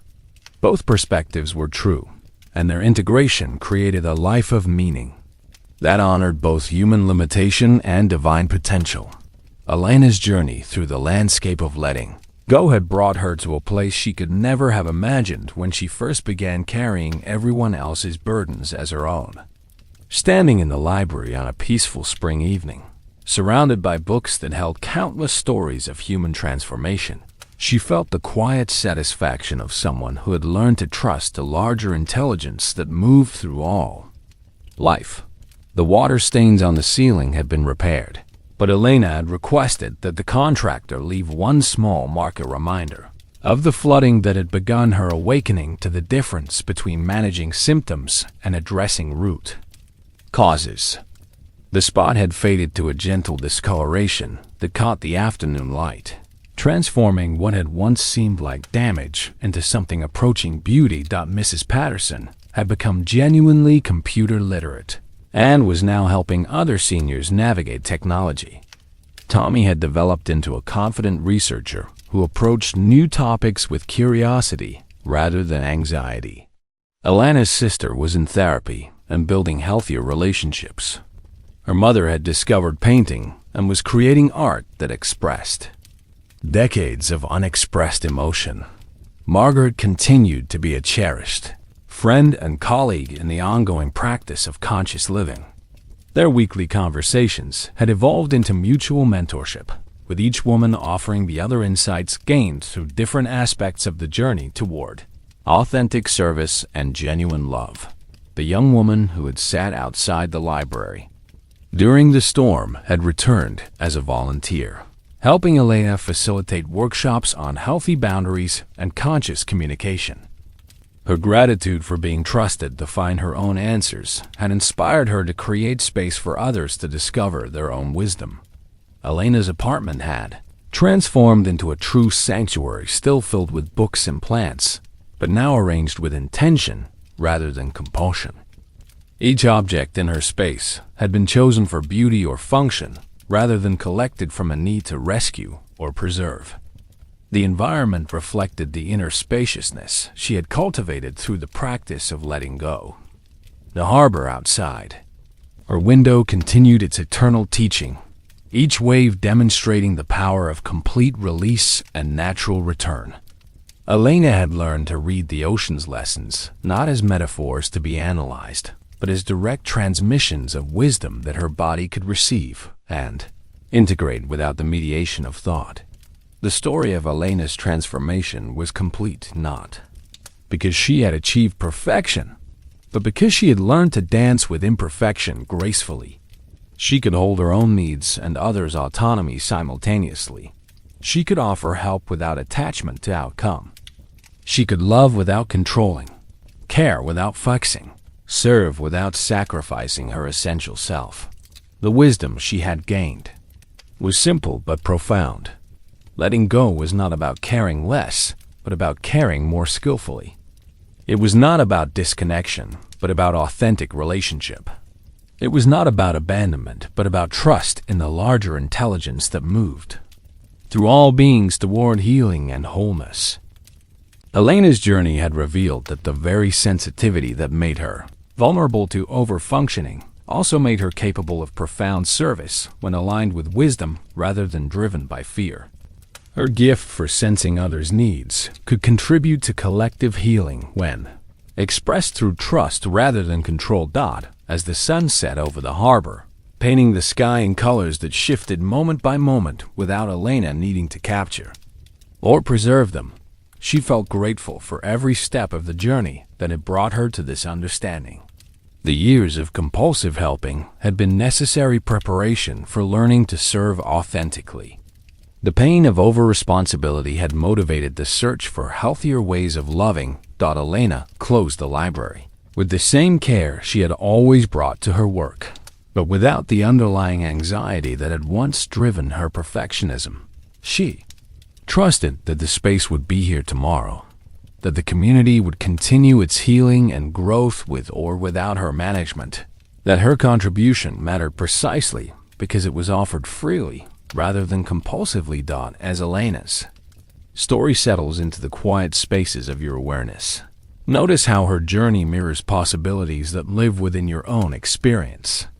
Her transformation from compulsive helping to conscious service reflects the universal human opportunity to evolve from fear-based patterns to love-based responses. The sensitivity that led Elena into overfunctioning is the same gift that, when aligned with wisdom, creates capacity for profound healing and authentic connection.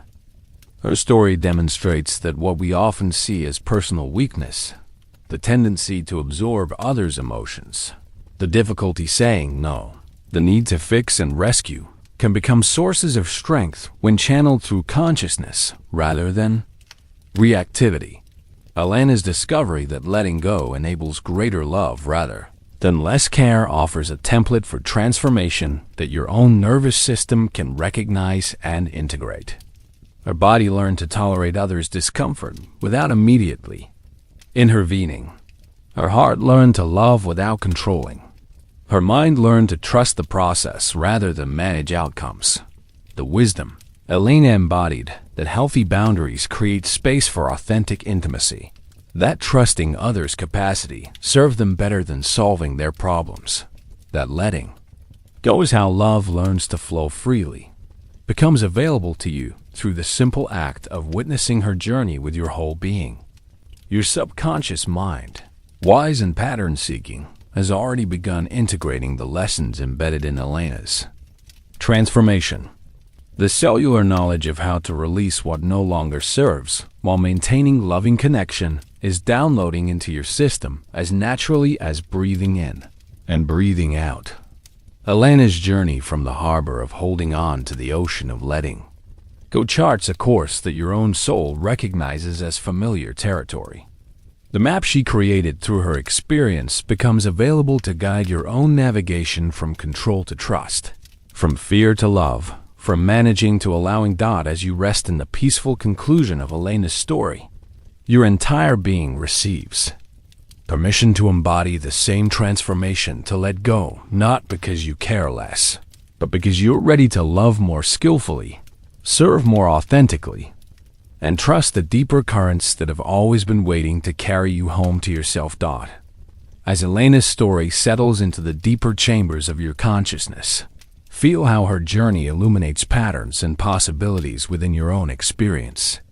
The mirror of her transformation reflects not just one woman's healing, but the universal human capacity to evolve from fear-based, relating to love-based connection. Notice how your body responds to Elena's discovery that caring doesn't require caring, that love doesn't demand control, that helping can happen without losing yourself in others' needs. These recognitions resonate at a cellular level because they align with your soul's deepest, knowing about authentic relationship and genuine service. Elena's sensitivity, her ability to feel others' emotions, to sense unspoken needs, to perceive the subtle energies that move between people mirrors gifts that live within you. Perhaps you too have learned to read the emotional weather in rooms, to anticipate others' requirements, to make yourself available for rescue and repair. Her story demonstrates how these same sensitivities can become sources of profound wisdom when channeled through consciousness rather than compulsion. The coastal town where Elena found her healing exists, not just in the realm of story, but as a template for communities that honor both individual autonomy and collective care. Your own environment, whether urban apartment or suburban neighborhood, workplace or family system, holds the same potential for transformation when even one person begins relating from authenticity rather than anxiety. Elena's relationship with the ocean teaches what your own soul already knows, that release and return are part of the same sacred cycle, that what is offered freely to the larger current comes back transformed and renewed. Her discovery that waves don't diminish by surrendering to the shore reflects the eternal truth that love multiplies when it's freed from the constraints of control. The library in Elena's story represents more than a building filled with books. It symbolizes any space where human potential can unfold naturally when it's trusted rather than managed. Whether you work in an office, raise children, care for aging parents, or serve your community in other ways, Elena's approach offers a template for creating conditions where growth happens organically rather than being forced. Her journey from compulsive helper to conscious facilitator charts a course that your own psyche recognizes as evolutionary necessity. The movement from what can I fix to what wants to emerge represents a fundamental shift in how consciousness can engage with the challenges and opportunities of human experience. Elena's integration of her shadow aspects, her neediness, anger, and hidden superiority demonstrates that wholeness includes, rather than excludes, the parts of ourselves we'd rather not acknowledge. Her example shows how these rejected aspects often contain the very energy needed for authentic transformation when they're embraced rather than suppressed. As sleep begins to claim your conscious awareness, allow Elena's journey to continue working its alchemy in the quiet spaces below thought. Her story becomes a gentle current that carries you toward your own shore of awakening, where you too can discover that letting go is how love learns to flow freely through the landscape of your life. The transformation is already beginning, ripple by ripple, breath by breath, as you release into sleep that heals and renews, preparing you to wake as someone who knows the difference between caring and carrying, between love and control, between helping and healing. Rest now in the wisdom that Elena discovered. You are already whole, already worthy, already capable of loving without losing yourself in the beautiful, complex, ever-changing dance of human relationship. Like Elena, watching the evening tide return to the sea, you can feel your own consciousness beginning its natural ebb toward restorative sleep. Each wave that releases to the shore demonstrates the perfect safety of letting go. The way surrender leads not to loss, but to renewal. The way rest prepares for tomorrow's possibilities. Your body recognizes the wisdom of the ocean's rhythm, the necessity of release after holding, the peace that comes from trusting larger currents, the renewal that emerges from periods of deep rest. Just as Elena learned to stop managing every moment and trust the natural flow of life, your nervous system can now release the day's accumulated tension and surrender to sleep's healing embrace. Feel your breathing naturally deepening, like waves, finding their own rhythm without effort or control. Each exhale carries away any lingering need to fix or manage, to hold on or figure out. Each inhale brings in the peace of knowing that letting go creates space for exactly what's needed too. Emerge. Your muscles begin to soften like Elena's clenched hands finally opening after years of holding tight.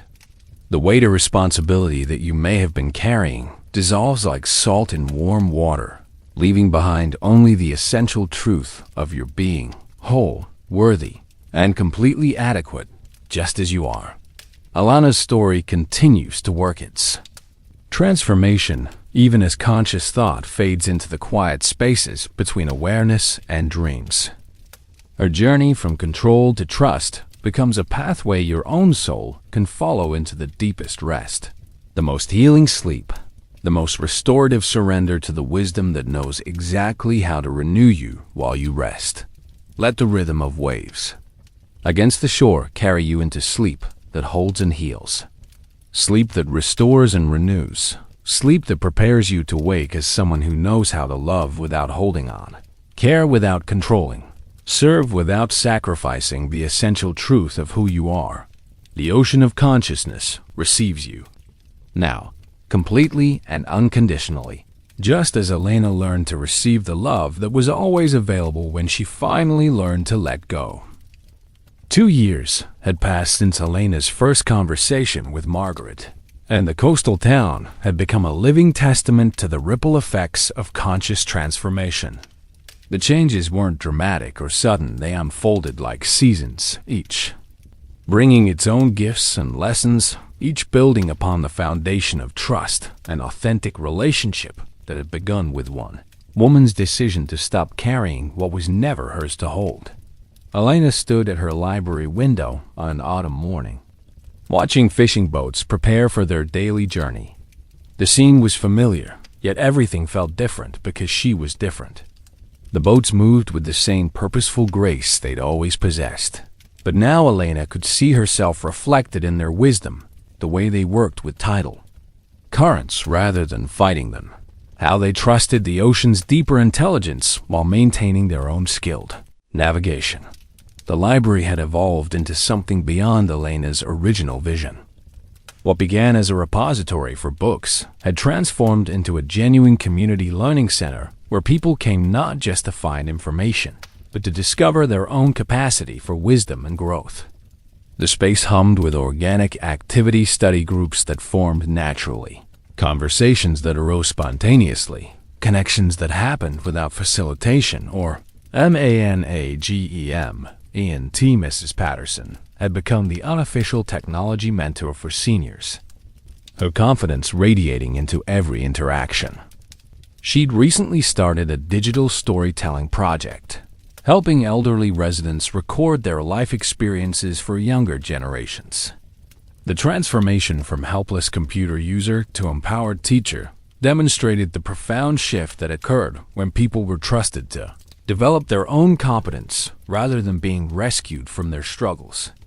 Tommy, now a high school senior, had won a regional research competition with a project on ocean conservation. His methodology reflected the investigative skills he'd developed through his library explorations, skills that had emerged only when Elena stopped providing answers and started nurturing questions. He credited his success not to any specific help he'd received, but to the library's atmosphere of trust in young people's intellectual capacity. The poetry section, where Elena had first sorted flood-damaged books, had become an informal healing space. People gravitated there during difficult periods, finding solace not just in the words on pages, but in the energy of acceptance that permeated the corner. Elena had created a small seating area with comfortable chairs and soft lighting. But the healing quality of the space came from something more subtle, the accumulated energy of countless moments when people had been allowed to feel their feelings without being fixed or managed. Margaret had officially moved to town and established a practice offering grief counseling and boundary work. Her approach reflected the same principles Elena had learned at trusting clients' innate wisdom rather than imposing therapeutic agendas, creating space for healing rather than forcing outcomes, honoring the organic pace of transformation rather than rushing toward resolution. Their friendship had deepened into a collaboration that benefited the entire community. The young woman who had sat outside the library during that transformative storm had completed her studies in environmental science and returned to work with the local conservation group. Her name was Sarah, a synchronicity that wasn't lost on Elena, given her history with her childhood friend of the same name. This Sarah embodied the healthy autonomy and self-trust that the original Sarah had never been allowed to develop through Elena's well-intentioned but ultimately disempowering care. Elena's family relationships had stabilized into something more authentic and sustainable. Her sister had made significant progress in therapy and was learning to manage her own emotional states rather than outsourcing them to Elena. Their conversations had become genuinely mutual, with Elena's vulnerability creating space for her sister to offer support in return. The relationship felt balanced for the first time in decades. Maria, Elena's mother, had surprised everyone by enrolling in an art therapy program and discovering a talent for watercolor painting. Her canvases reflected a lifetime of unexpressed emotions: grief, joy, frustration, hope, all flowing through brushstrokes that captured what words had never been able to convey. The artistic expression had provided an outlet for the anxiety she'd previously channeled into worry about others, and her overall mood had stabilized dramatically. Elena's romantic life had also transformed in unexpected ways. She'd begun dating David Chun, Mrs. Patterson's nephew, who worked as a marine biologist at the local research station. Their relationship developed slowly, built on mutual respect rather than reciprocal rescuing. David appreciated Elena's sensitivity without expecting her to manage his emotions, and Elena found herself attracted to his groundedness without feeling compelled to fix his occasional struggles with work stress. Their courtship reflected Elena's new understanding of healthy interdependence.